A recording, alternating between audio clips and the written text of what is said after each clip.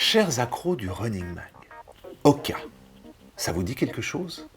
Oui, ça vous dit forcément quelque chose. Les chamallows, souvenez-vous.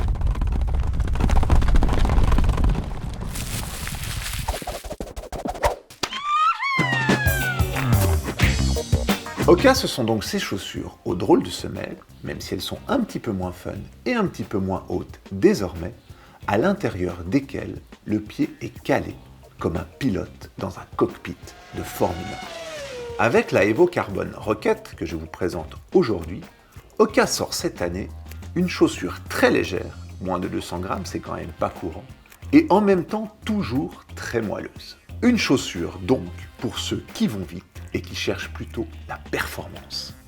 Et dans la mesure où on ne peut pas aller vite avec que des chamallows aux pieds, parce que les chamallows c'est bien mou et ça invite plutôt à la paresse, Trop bon les marshmallows. Hoka a placé dans sa Carbon Rocket une plaque en fibre de carbone. Une plaque qui, même si ce n'est pas vraiment dans l'ADN d'Hoka, va offrir plus de rigidité pour une meilleure propulsion. C'est normal pour une chaussure qui est censée aller vite et être très réactive.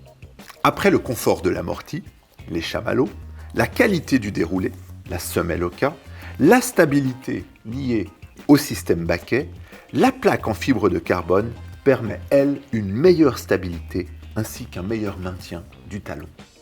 La grande force de cette chaussure, c'est qu'en plus d'être très légère et très réactive, elle va rester extrêmement moelleuse et douce à l'impact. C'est la magie Hoka.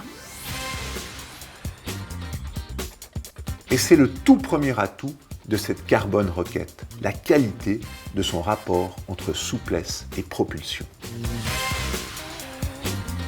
Le deuxième atout, c'est l'excellent équilibre entre légèreté et stabilité.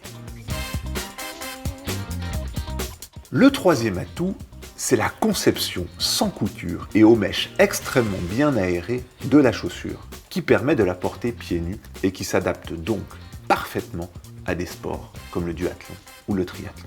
Le petit bémol, c'est de savoir si cette chaussure, avec une semelle aussi souple, va résister au cumul des kilomètres.